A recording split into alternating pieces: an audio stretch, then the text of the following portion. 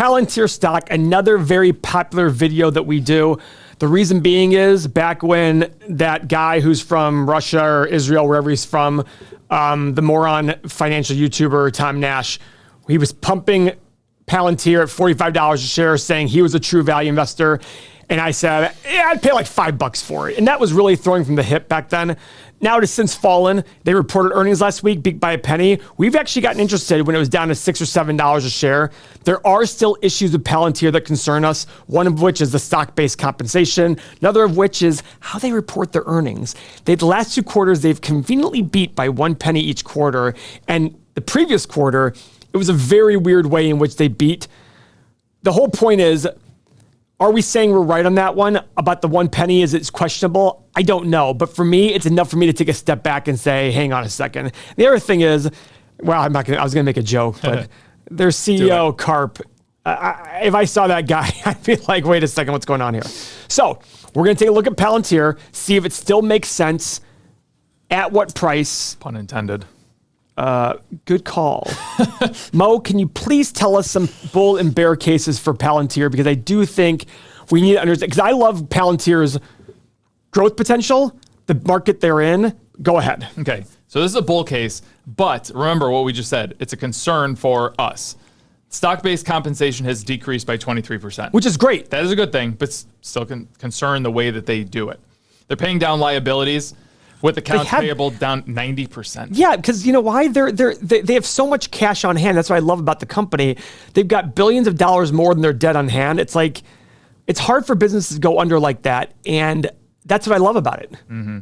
Interest income of $20.85 million, up from $547,000 due to the company taking advantage of investing its cash into its high yield, risk-free assets. Awesome. So that's the bull side. That's the bull side. Yeah. So guys, one thing I do not like though, I believe when we look at the numbers, if you take out the jump in their interest income, I don't think they even made money last quarter. Now, cash flow has been phenomenal. And that's what I want to talk about here.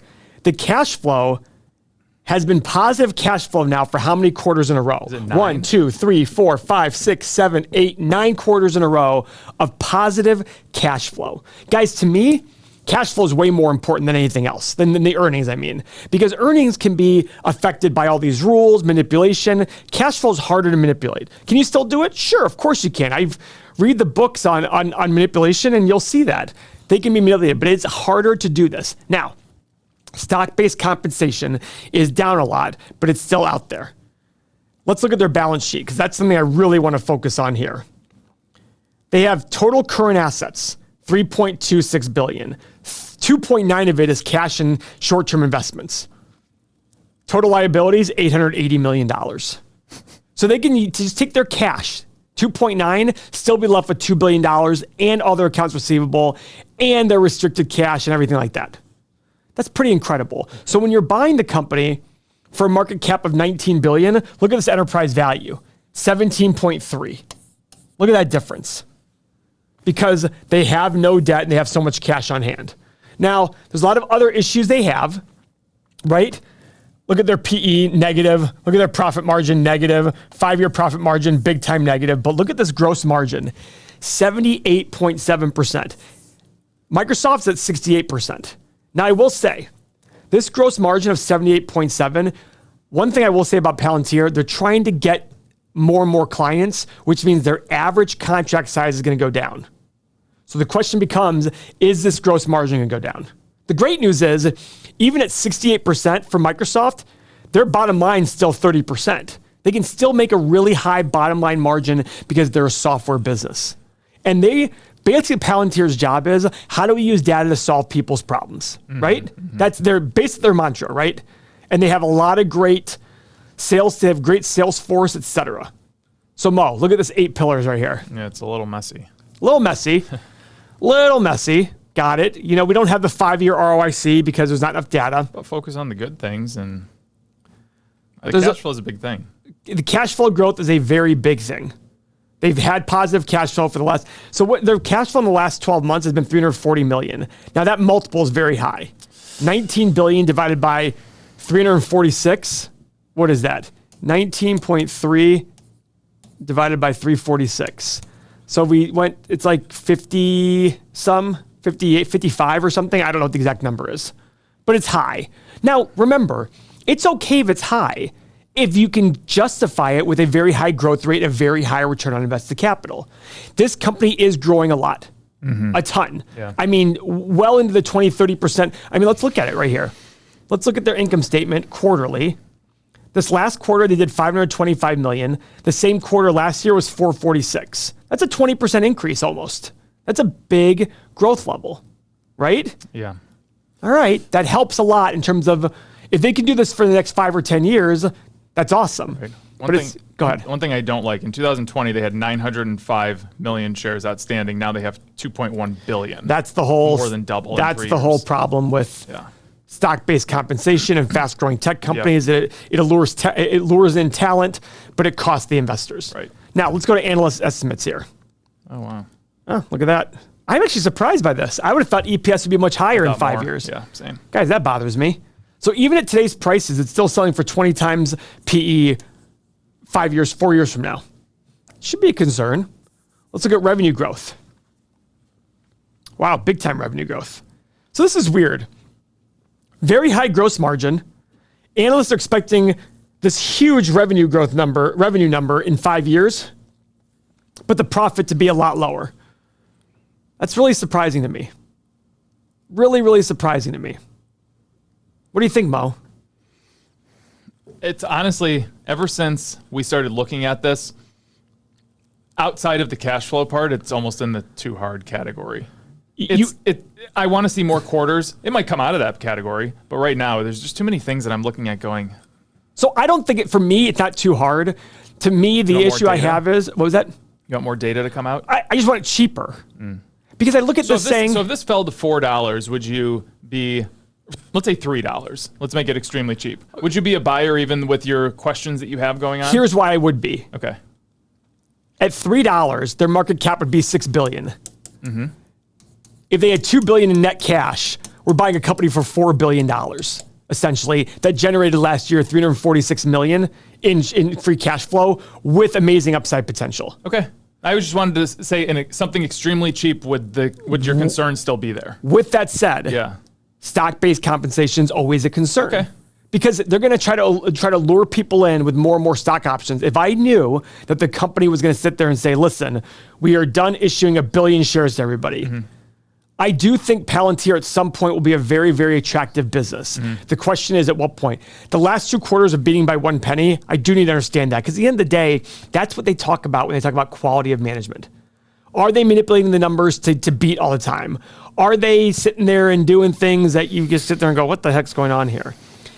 Analyst estimates are still to be taken with a grain of salt, but it does concern me that they have $5 billion and 48 cents in profit. It's like, damn. But who knows? Let's run it through Stock Analyzer tool, because that really is the important part here. Now, for Stock Analyzer tool, I'm still going to run it at 20 years, but I really want Mo to run it at 10 years. I think that's the one to really focus on, the 10-year analysis, because Palantir might be acquired someday. I don't know what it's going to look like, but I do think Palantir is one of the leading companies in terms of data analysis and using data to solve problems. That's great, and I'm sure AI will be a part of that. I even hate saying the word AI. But guys, remember, if you like our software, $7 for 7 days. You get everything you've seen so far. You get every tool up here, plus the real estate calculator that's coming out soon, and it's going to be reserved. After it comes out, it'll only be for levels that specifically pay for real estate calculator. But if you sign up now, you get that in the future, even when it comes out. And it's $7 for 7 days to try it out. It's $1 a day. I mean, seriously, $1 a day. All right. And you get the community. Thousands of people in here to talk about Palantir, because we talk about it a lot in the chat in the community, because it kind of came like a battle thing between us and that other channel, right? They were like, you don't get it. Like, okay, sounds good. So I'm going to do a 20-year analysis. Mo will do 10. We will look at the numbers. So remember, every investment is the present value of all future cash flow. Let's take a look. Couple quick comments before we go through this. I have very wide ranges because the company just started making profitability. I have very wide ranges on revenue growth, very wide ranges on profit margin and free cash flow. The more unknowns, the wider your range of outcomes are going to be, right? So this is going to be a very wide range of outcomes. I did 20 years, Mo did 10. 20-year analysis. I did 8% revenue growth on my low side, 14 in the middle, 20% in the high. Mo, what'd you do? I did 15, 23, and 31 over Wowzer. the next decade. Okay, so at 20% for 20 years, and they did revenue of what last year? Let's see here. $2 billion? $2 billion. That takes them to $77 billion in revenue in the next 20 years. I can see that happening. The question, will it happen? That's why it's my highest assumption. But it's still a lot of growth for a company. And most 31% for 10 years takes them to $30 billion. I think that's reasonable. It's reasonable. That's a lot of growth, but Yeah. not terrible. All right, profit margin. What'd you do, Mo? So I spread it out here. 15, 25, and 30. Okay. I'm sorry, 15, 25, and 35. Let me go 35 here. That's what I meant to type in. Okay. So I did 10, 20, and 30. Okay. So you were increasing by 10 too. I just, like, I think, I look at myself going, how can they not make more, with such a high gross margin, how do you not make more than 20%? I agree. Like every tech company out there, but maybe it's because of scale. Yeah. Mo, what'd you do for free cash flow? For free cash flow, I went higher, 20, 30, and 40. I just kept it the same. Okay. That's what I did. I was like, well, they generate good free cash flow. Maybe they'll continue to be bigger than their profit margin. Yeah, maybe. So that's what I went with. All right, what'd you do for PE? I did 18, 20, and 22. I did 15, 17, and 19 for both PE and price to free cash flow. Okay. Yeah, my price to free cash flow was the same, 18, 20, and 22. Now, desired return. Remember, guys, your desired return is essentially your margin of safety. The higher your assumptions, the more margin of safety you need, so you need to put that desired return higher. Mo, what did you do for your desired returns? I did 12, 14, and 16%. I actually struggled with these a little bit because I think if I was actually going to buy this, I would move my margin of safety higher. That's what I did. Yeah. 13, 15, and 17. Because I look at the saying, even on the low side, it's still a company that has a lot of unknowns with it and a lot of issues. I still need to make that 13%. Plus, they're not making profit margin yet. That's exactly it. When I look at profit margin and free cash flow margin, I'm like, well, it's not happening now, so. You've got to put a higher return in there for yourself. Yeah. All right. I hit the analyze button. Oops. The stock's currently at $9.28. I have $1.70 on the low side, $15.50 on the high side, and $5.83 in the middle. Around my $5 for the middle price. Mo, what'd you get? I have about $4.50 to $6 on the low end, 30 to 34 on the high end, and 13 to 15 in the middle. So wow. But look, it goes to show how different our analyses are. Yeah. Right? So their low is 584 in the last year, and my middle price is 583. Look at that. So it's been there. So I'm just keep being patient. Wait for this. Guys, everythingmoney.com, $7 for 7 days. Sign up. No brainer. Take care.